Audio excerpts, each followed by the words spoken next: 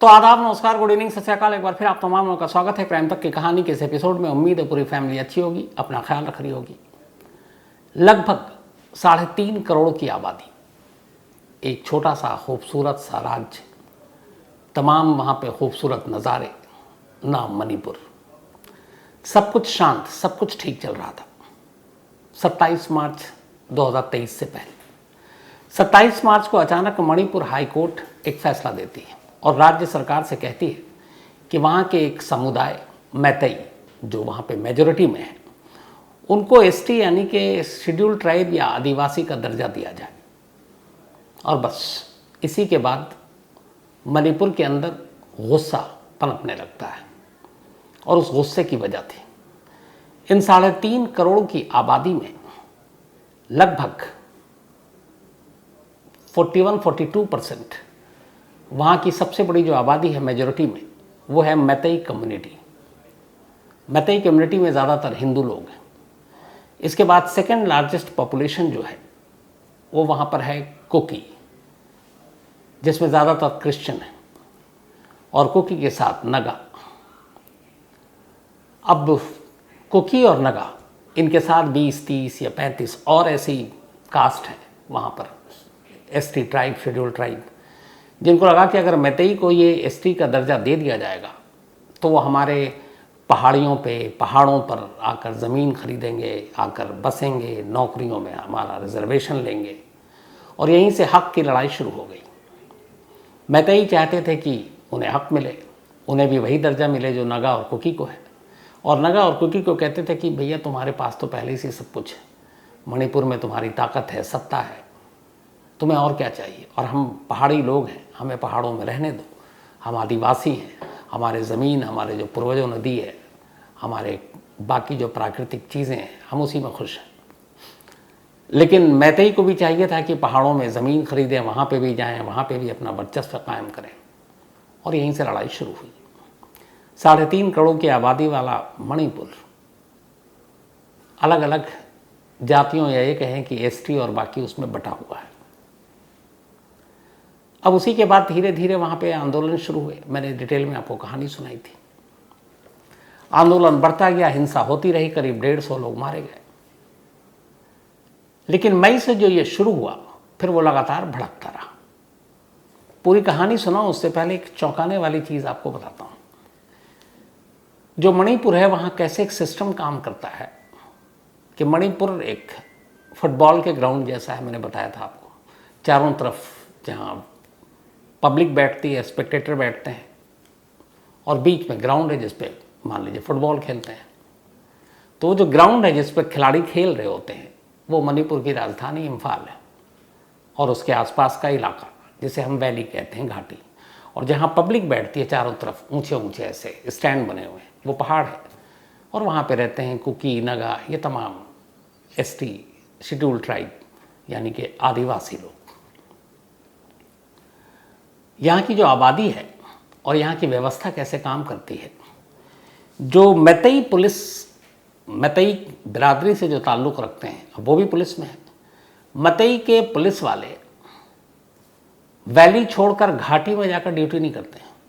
मतलब जहाँ पे नागा, कुकी, इन सब बिरादरियों का वर्चस्व है, मेजॉरिटी है इनकी, तो मैतई वाले सिर्फ और सिर्फ अपनी वैली इम्फाल में ही उनको ड्यूटी पे लगाया जाता है। सेम उसी तरीके से है जो कुकी के अफसर होते हैं, कुकी जाति के, वो वैली में जाकर ड्यूटी नहीं करते हैं, यानी इम्फाल की तरफ जहाँ मैतई बिरादरी के लोग रहते हैं, वो अपने पहाड़ों में ही करते हैं। मतलब जो जिस बिरादरी का है, वो अपने इलाके में जहाँ उनकी मेजॉरिटी है, वहाँ पर वो ड्यूटी कर रहा है। तो सोचिए कि पुलिस तक बटी हुई है। जो मैतई कास्ट से आते हैं, वो सारे पुलिस वाले मैतई के ही इर्द गिर्द पुलिसिंग करते हैं। जो कुकी हैं, नगा हैं, वो वहीं पे उनकी ड्यूटी होती है जहाँ पर कुकी और नगा की मेजॉरिटी है, जहाँ पे अक्सरियत है, वहाँ पे रहते हैं।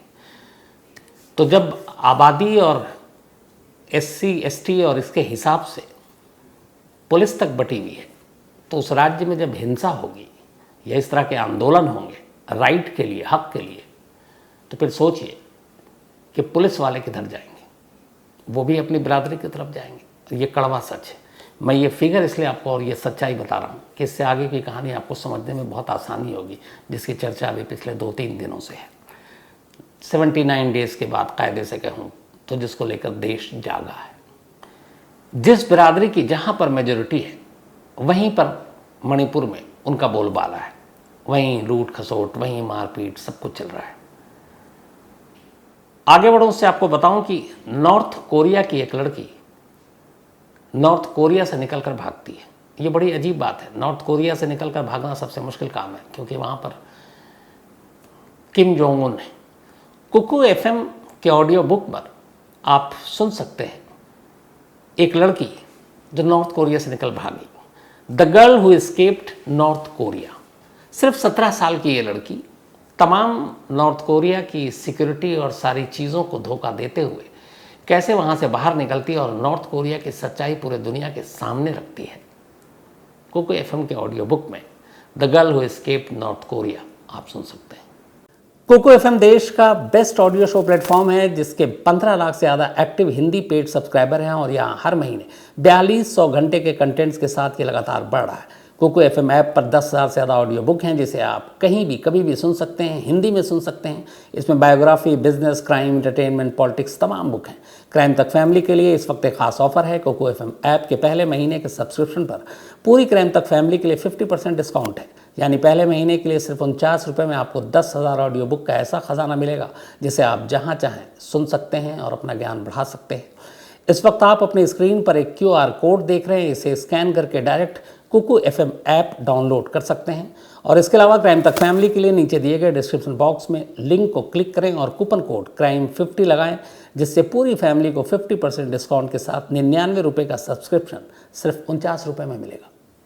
तो ये तो हो गई कि जो मैतई के पुलिस वाले हैं वर्दी पहने वो मतई वाले इलाके में ड्यूटी करेंगे, जो कुकी नागा हैं वो अपने इलाके में ड्यूटी करेंगे। ऐसा हिंदुस्तान में और कहीं नहीं होता, सिर्फ मणिपुर में। दूसरा एक जो सबसे ख़तरनाक चीज़ थी, जब ये 27 मार्च को हाईकोर्ट ने कहा कि मैतई बिरादरी को भी ST का दर्जा दिया जाए, उसके बाद अचानक जो पुलिस के मालखाने हैं मणिपुर के, वहाँ से हथियार, गोली बारूद सब गायब होने शुरू हो गए। एक रिपोर्ट है, उसके हिसाब से करीब 6,32,000 कारतूस यानी गोलियां और 4,537 यानी 4,537 हथियार, जिनमें लाइट मशीन गन भी है, बाकी राइफल भी है। तो लगभग 6,32,000 के करीब कारतूस, बुलेट्स और 4,537 हथियार, सेमी मतलब automatic rifle type machine gun थी। ये चीज़ें मणिपुर पुलिस ट्रेनिंग कैंप से, सेंटर से, बल्कि 7th इंडियन रिजर्व बटालियन से और 8th Manipur rifle and Imphal city से, 3 अलग अलग पुलिस के डिपो से लगभग 6.5 लाख रुपए, 6.5 लाख बुलेट्स और 4,500 हथियार गायब हो गए। और ये सब कुछ हुआ हाई कोर्ट के ऑर्डर के बाद। अब ये हथियार और बुलेट्स गए कहाँ, तो इसकी भी रिपोर्ट आई है। ये जितनी भी चीज़ें गायब हुई, चोरी हुई या उठा कर ले जाया गया, इसके लगभग 5.31% कुकी के पास, मतलब कुकी बिरादरी के पास, जो लोग लड़ रहे हैं कि मैथई को दर्जा ST का न दिया जाए, और बाकी के 95% जो मेजॉरिटी वहाँ के हैं यानी मैतई, उन्होंने लूट लिया। अब हाईकोर्ट के फैसले के बाद इतने बड़ी तादाद में खुद पुलिस डिपार्टमेंट से हथियार लूटे गए और लूट का 95% वहाँ की मेजॉरिटी आबादी यानी मैतई ने लूटी, 5% कुकी ने लूटी। अब इसका इस्तेमाल कहाँ हो रहा है? अभी पिछले मई से लेकर आज तक अगर आप पिछले 90 दिनों में देखें तो जो मणिपुर से सारी तस्वीरें आ रही, उसमें हथियार और एक दूसरे के ख़िलाफ़ हमला, 150 लोग यूं ही ने मारे गए हैं, ये सारे ज़्यादातर इन्हीं हथियारों का इस्तेमाल हो रहा है। अब सवाल ये, हथियार कैसे लूट सकता है कोई, पुलिस की कस्टडी में है। तो जब पुलिसिंग ही बिरादरी के आधार पर बांटी जाएगी कि आप मैतई पुलिस अफसर हो, आप मैतई के लोगों के बीच रहो, आप कुकी पुलिस अफसर हो, आप कुकी के बीच के लोगों में रहो, और जब लकीर खींचेगी दो बिरादरियों के बीच में, तो फिर वो भी कहेंगे कि चलो ये हथियार हम ले जाते हैं, ये हथियार तुम ले जाओ। तो एक पुलिस जो लॉ एंड ऑर्डर को मेंटेन करने की जिसके ऊपर जिम्मेदारी है, अगर उस पुलिसिंग में ही इस तरह की भेदभाव हो, लकीर खींच दी जाए, उन्हें बांट दिया जाए बिरादरी और आबादी के हिसाब से, तो फिर वहाँ की कानून व्यवस्था की तस्वीर का अंदाज़ा आप जहाँ जहाँ बैठे हैं वहीं से लगा सकते हैं। तो ये हो गई शुरुआत, दो चीज़ें आपको बताई, हथियार गायब, हाई कोर्ट का फैसला, उसके बाद सुगबुगाहट शुरू, और फिर लोगों में गुस्सा। अब ये सारी चीज़ें चलती रहीं। अचानक 4 मई की तारीख आती है। 4 मई को एक जगह है इसी मणिपुर में, थुबॉल, ये एक डिस्ट्रिक्ट है और इम्फाल से मुश्किल से ये 40 मिनट की दूरी पर है और लगभग 28 किलोमीटर इसकी शायद डिस्टेंस है इम्फाल से। अब ये थुबॉल जो इलाका है, जो डिस्ट्रिक्ट है, ये आता वैली में है, यानी कि यहाँ पे मैतेई बिरादरी के लोग हैं बहुमत में। लेकिन ऐसा भी नहीं है कि कुछ कुछ लोग, बहुत सारे ऐसे होते हैं जैसे कुकू, नगा, वो आते हैं अपने रिश्तेदारों के यहाँ दूर दराज गाँव में, वहाँ छोटे छोटे जगहों पर अपना वो रहते हैं। तो छोटी छोटी बस्तियाँ जो है वो मैतेई के अलावा बाकी लोगों की भी है जो पहाड़ों में रहते हैं, मणिपुर के ही रहने वाले हैं। तो जब ये कोर्ट का ऑर्डर आया और सरकार से कहा गया कि मैतेई को भी एसटी का दर्जा दिया जाए, तो नागा और कुकी ने इसका विरोध किया, कुकी ने। अब उस विरोध से मैतेई के लोग और उनके अलग अलग ऑर्गेनाइजेशन वो गुस्से में भड़क गए। अब उन्होंने अलग अलग अपने अपने जहाँ जहाँ उनकी मेजोरिटी वहाँ वहाँ धरना प्रदर्शन शुरू हो गया। अब जब तक आप अपने लोगों के बीच में, अपनी बिरादरी के बीच में धरना प्रदर्शन विरोध कर रहे हैं तब तक तो ठीक है, लेकिन जैसे ही आप दूसरों की बस्ती में घुसते हैं तो मामला गड़बड़ा जाता है। और यही होता है थुबॉल में। थुबॉल जो सिर्फ 28 किलोमीटर दूर इम्फाल से, 45 मिनट का रास्ता, और जिसकी आबादी लगभग 4.25 लाख इस डिस्ट्रिक्ट की। इसी डिस्ट्रिक्ट की वो तस्वीर है जिसके बारे में पिछले 2 दिनों से पूरा देश बात कर रहा है, जिसके बारे में आपने अलग अलग प्लेटफॉर्म पे सुना, जिसके बारे में क्राइम तक पे भी बहुत सारी चीज़ें आई हैं। तो वो किस्से और वो कहानी और वो तस्वीरें तो आपने देखी, उन पर मैं बात नहीं करूँगा, लेकिन बताऊँगा कि वो उस कहानी के पीछे क्या था।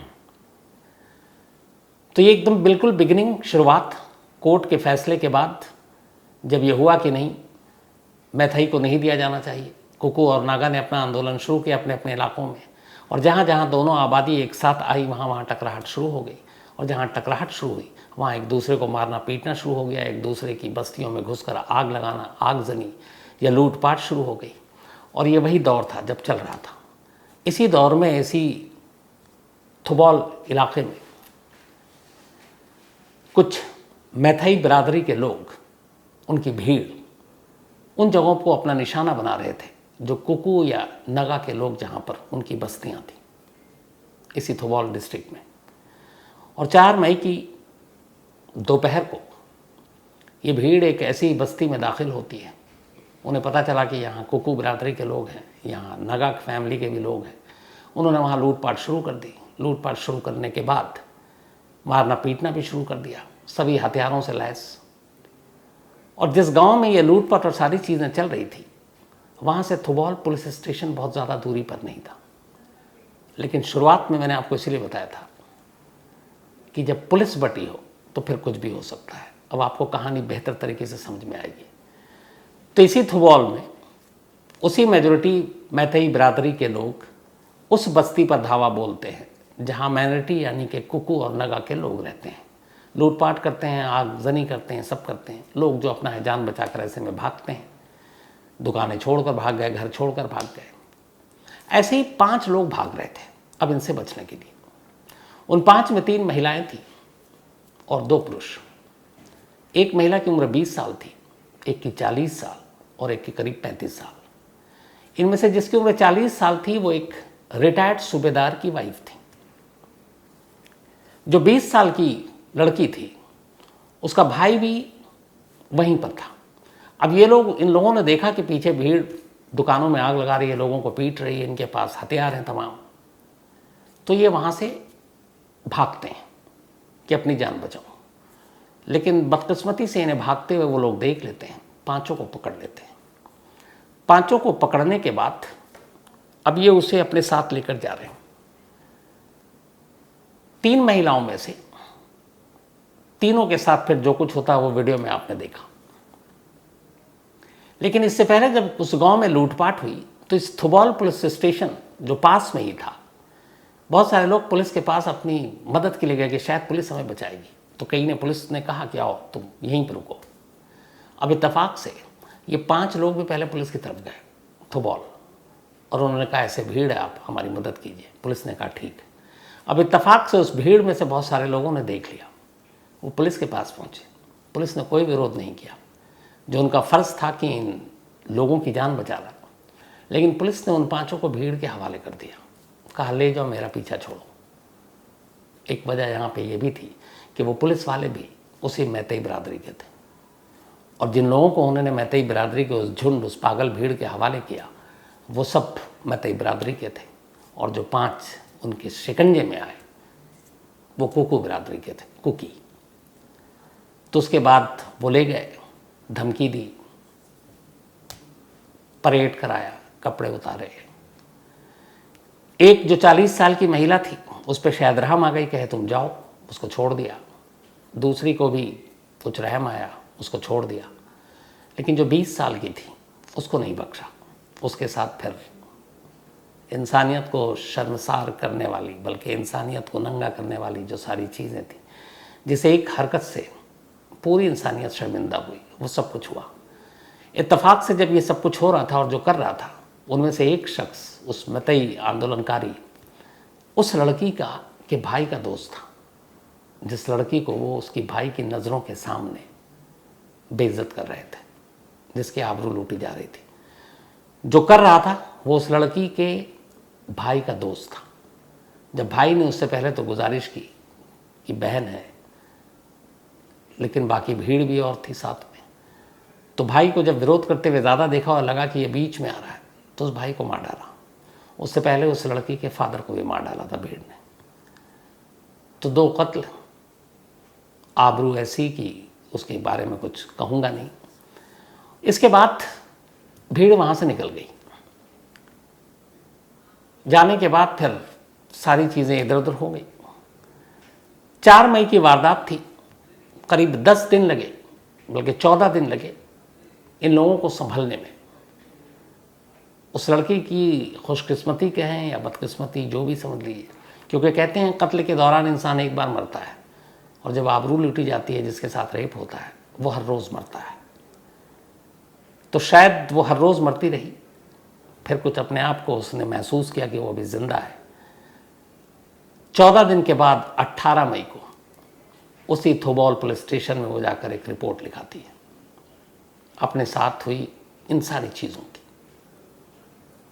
18 मई को, 14 दिन के बाद रिपोर्ट लिखाया, पुलिस ने रिपोर्ट लिखी, ख़त्म।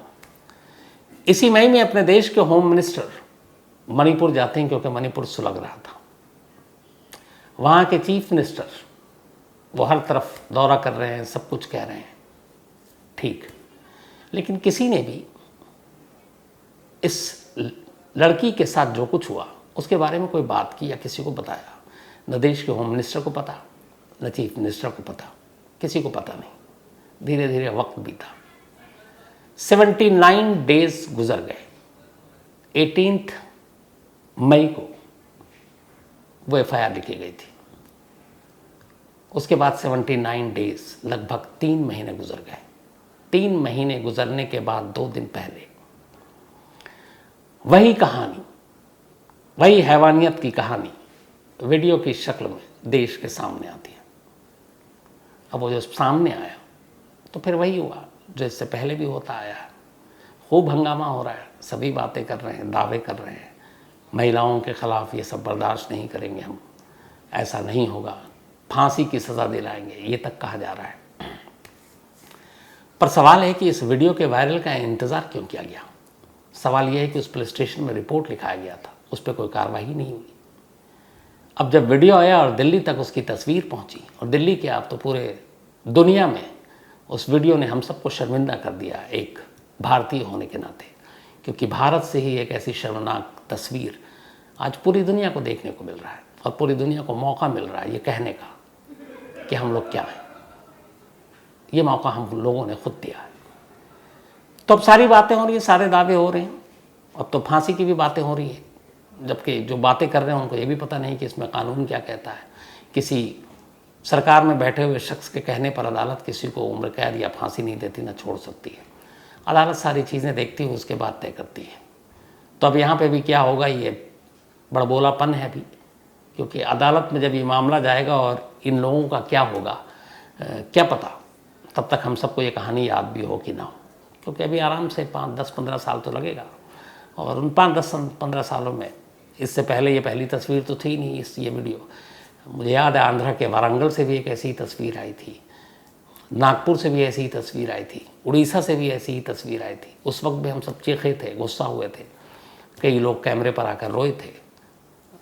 क्या हुआ उन सब केस का किसी को नहीं मालूम। तो ये भी ऐसे ही होगा। तो खैर, ये पूरे FIR सारी चीज़ें हो गई। अब उसके बाद ये वीडियो सामने आया, अब उसके बाद हो हंगामा शुरू हो गया। लेकिन इस कहानी के साथ एक और कहानी उसी दिन जन्म लेती है। 4 मई को ही ये वीडियो शूट हुआ, जिसमें आपने वो देखा जिसके बारे में बात करने का भी मन नहीं करता। लेकिन इसी 4 मई को इसी मणिपुर में एक और लड़की, बल्कि एक क्या कई लड़की के साथ ऐसा ही हुआ, उसका भी कोई जिक्र नहीं है। अब वो कहानी आपको बताता हूँ। और उस लड़की ने एक इंटरव्यू दिया है, उसके पूरे कोट हैं, उसके ज़रिए आपको कहानी सुनाता हूँ। इस लड़की की उम्र है 19 साल और ये एक हेल्थ केयर इंस्टीट्यूट इम्फाल में पढ़ती है, मणिपुर में। इसका जो बयान है, ये जो वहाँ पढ़ती है जिस इंस्टीट्यूट में, 4 मई की शाम 4 बजे करीब 150 हथियारबंद लोग इसके इंस्टीट्यूट में दाखिल होते हैं। 150 लोग इम्फाल में। और इम्फाल क्या है, मैतई बिरादरी का बहुमत है वहाँ पर। तो 4 मई की शाम 4 बजे 150 लोग यहाँ पहुँचते हैं और उस वक्त उस इंस्टीट्यूट के अंदर करीब 90 लड़के लड़कियाँ थीं, 90। पहुँचने के बाद वो सबसे पहले सबका आईडी कार्ड देखते हैं। उस आईडी कार्ड को देखने के मतलब ये था कि वो सर नेम से ये पता कर रहे थे कि इन स्टूडेंट्स में कितने मैतेई हैं, कितने कुकी हैं, कितने नगा हैं या किसी और ST के। जितने मैतेई मिलते गए उन लड़कों को कहा गया तुम लोग निकलो यहाँ से। वो सब निकल गए। 10 बचे लास्ट जो कुकी बिरादरी के थे। 10 में ये एक लड़की भी थी। अब इसके बाद इन सबको एक एक कर पीटना शुरू किया। उसमें से किसी तरह 6 मार वार खाकर वहाँ से निकल गए। ये लड़की उनके शिकंजे में आ गई, 19 साल की। और वो जो हमलावर थे 150 मतई बिरादरी के, वो सारे लड़के नहीं थे, उनमें लड़कियां भी थी जो हमलावर के तौर पर आई थी। अब यहाँ पर वो लड़के और लड़कियां, ये जो बाकी 10 को पकड़ा, 6 को पीट पाट के भेज दिया, उसके बाद 4 बची। अब सब मिलकर इन चारों को बुरी तरह पीट रहे हैं। 19 साल की इस लड़की ने बताया, आपका इसका इंटरव्यू है, कि वो लड़कियां खुश हो रही थी, चीख रही थी जब लड़के उसे मार रहे थे और फिर बीच में वो खुद मार रहे थे। और मार कैसे रहे थे, उन्होंने सर्किल बना लिया, इस लड़की को बीच में रखा और इस लड़की को फुटबॉल समझकर उसके साथ खेल रहे थे। मतलब हर कोई किक मार रहा था ज़ोर ज़ोर से, किस तरफ गोल। आपको पता भी है मणिपुर के लोगों का स्पोर्ट्स में सबसे ज़्यादा फुटबॉल का शौक रखते हैं। तो इस लड़की को फुटबॉल बनाया इंस्टीट्यूट के अंदर। इसी मतई बिरादरी के लोगों ने उसके साथ खेला, हैवानियत का खेल। खेलते रहे। लड़की लगभग अब बेहोश होने वाली थी। उसके कानों में आवाज़ आई और वो अब उसके जिस्म में हरकत भी नहीं थी। उसने ये सुना कि कुछ लड़कों और जो हमलावर थे उन्होंने कहना शुरू किया कि शायद मर गई, छोड़ दो। तो इसने भी फिर अपने आप को समेट लिया, हाथ पैर की हरकत छोड़ दी और बिल्कुल शांत, ताकि अपने आप को मुर्दा दिखाई दे। उसके बाद वो चले गए। इस लड़की को इसके बाद कुछ होश नहीं। जब इसकी आंख खुली तो इसने आपको Jawaharlal Nehru institute of medical science Imphal, यानी कि जे निम्स के बिस्तर पर ICU में पाया। जब इसको होश आया, उसी इंस्टीट्यूट में उन हमलावरों के जाने के बाद, जो इसे मुर्दा समझकर छोड़कर चले गए थे, किसी को रहम आया और उसने इस घायल लड़की, बेहोश लड़की को उठाकर जे-निम्स में पहुंचा दिया। वहाँ रही, लेकिन वहाँ पर इसकी हालत सीरियस थी।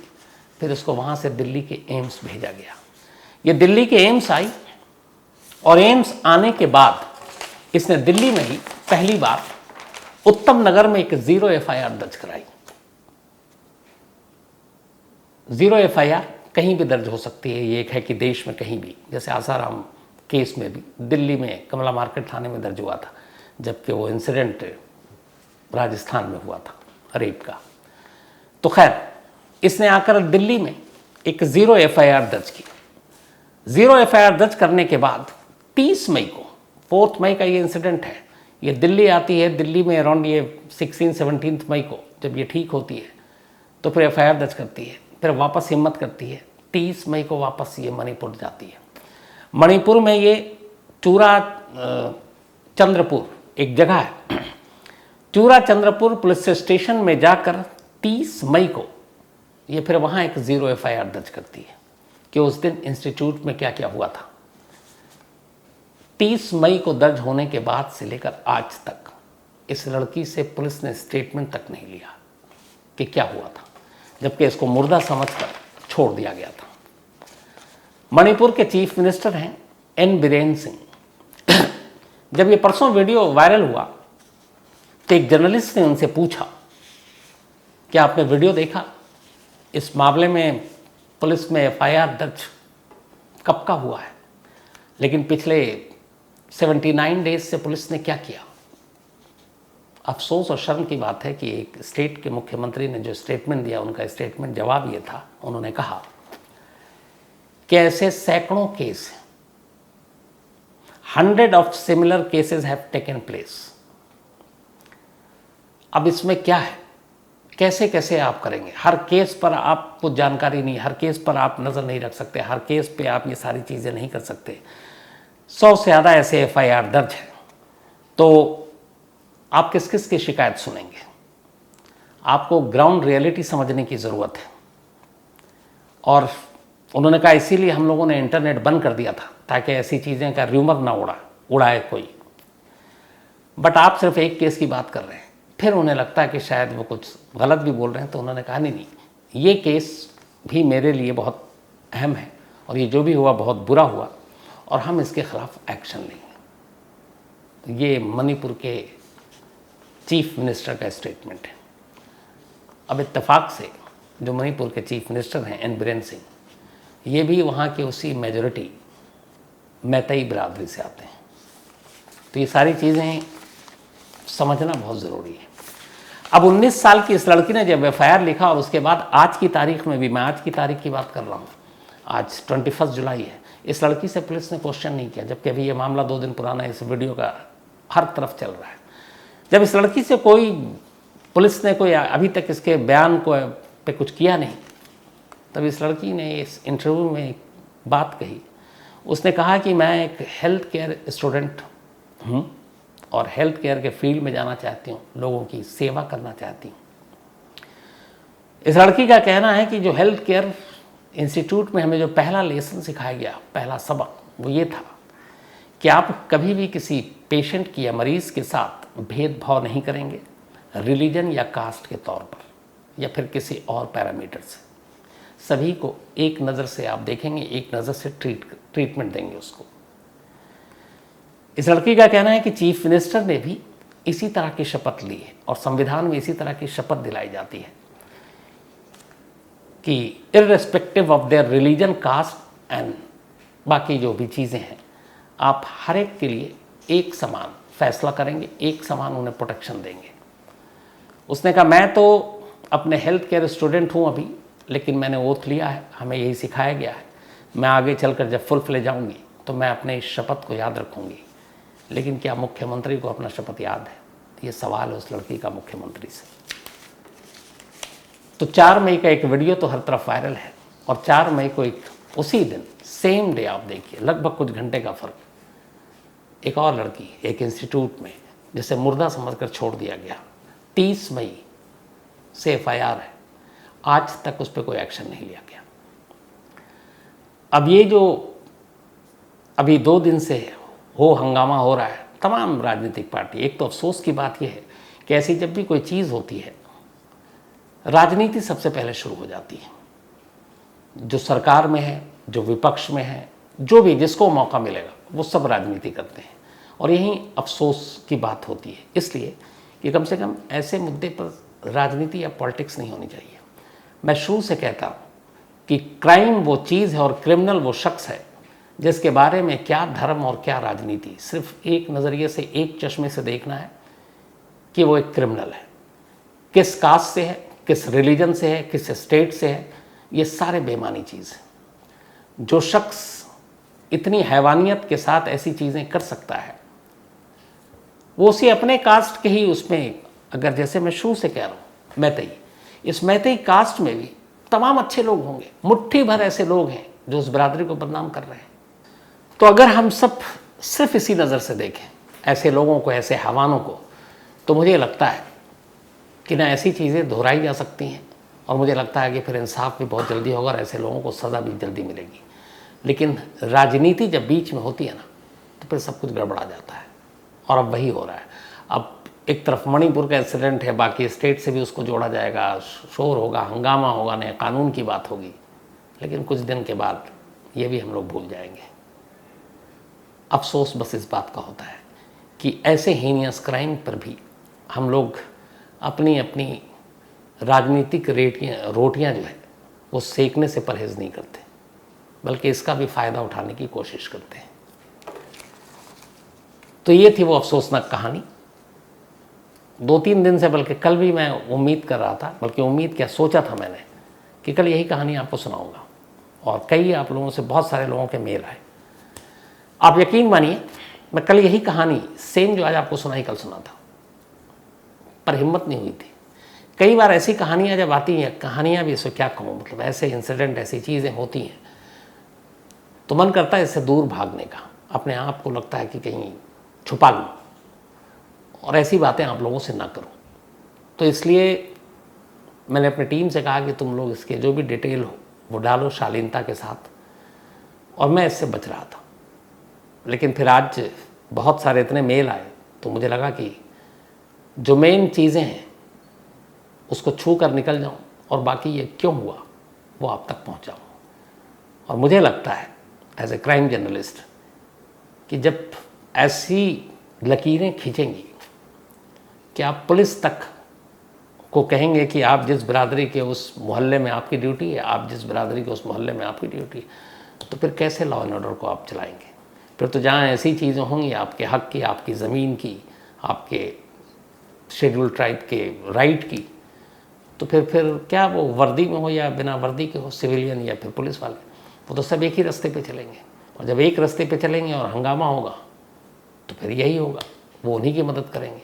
और इसमें बाकायदा FIR से लेके हर चीज़ जो अभी तक आया है उसमें साफ साफ है कि इन पुलिस वालों ने मदद की। तो मेरा मानना है कि जिन लोगों को अभी तक इस केस में 4 लोगों को अरेस्ट किया गया है, जिन लोगों ने ये किया वो तो गुनहगार है ही है, बट जो पुलिस वाले इसमें शामिल हैं, जिन्होंने अपनी ड्यूटी ईमानदारी से नहीं निभाई, जिन्होंने इन 5 को उस पागल भीड़ के हवाले कर दिया और जो खुद वहाँ से निकल लिए, ये पुलिस वाले भी सेम उतने ही गुनहगार और जिम्मेदार हैं जितना वो लोग जिन्होंने ये सब कुछ किया।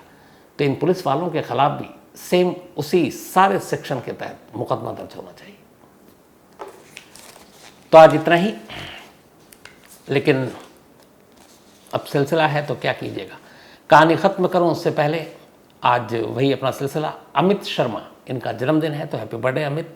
और ये इंडियन एयरफोर्स में है, तो अच्छा लगता है आप जैसे लोग क्राइम तक फैमिली में जुड़ते हैं तो खुशी होती है। अमित भाई थैंक यू सो मच। पवन यादव, इनका भी आज जन्मदिन है, हैप्पी बर्थडे पवन, राहुल ने भेजा है। अमन अहमद, इनका भी आज बर्थडे है, हैप्पी बर्थडे अमन। इसके अलावा बुलबुल मेश्रम, इनका भी आज बर्थडे है, तो हैप्पी बर्थडे बुलबुल। और ये ऋषभ कुमार ने भेजा है। संगीता सरकार, इनका भी आज जन्मदिन है, हैप्पी बर्थडे संगीता जी। और ये इंद्रनील सरकार की वाइफ हैं और विशाखापट्टनम से हैं। डॉक्टर श्रवण कुमार, इनका भी आज जन्मदिन है, तो हैप्पी बर्थडे श्रवण साहब। और अभिषेक कुमार ने भेजा है। इसके अलावा बहुत सारे लोग, मैंने जैसे शुरू में कहा कि पप्पू कुमार, इसके अलावा फराज रज़ा, मोहम्मद हारून, नीलेश तांबे, अभिषेक कपूर, शंकरनाथ प्रधान, अश्वनी शर्मा, इसके अलावा प्रणव करण नेपाल से हैं ये, BN शर्मा, भानुशाली, उर्वी भरत, ये तमाम लोग मणिपुर की यही सारी चीज़ें डिटेल में जानना चाहते थे। डैनी पटेल, इन्होंने कहानी की फरमाइश की and thank you so much. तूफान थापा, ये नेपाल से हैं, थैंक यू, और इन्होंने कहानी की फरमाइश की। तो कहानी में इतना ही, लेकिन एक बार फिर आपको याद दिला दूं कि कुकू FM ऐप पर क्राइम तक फैमिली मेंबर्स के लिए खास ऑफर है। क्राइम 50 कूपन है, डिस्क्रिप्शन में लिंक है, यहाँ आप जाएं और 99 रुपीज़ का सब्सक्रिप्शन 49 रुपीज़ में पहले मंथ के लिए पाएं और कुकू FM के मज़े लें। तो आज बस इतना ही। अब आपसे मुलाकात होगी कल रात 9 बजे किसी नई कहानी के साथ। तब तक अपना ख्याल रखिएगा। Thank you very much.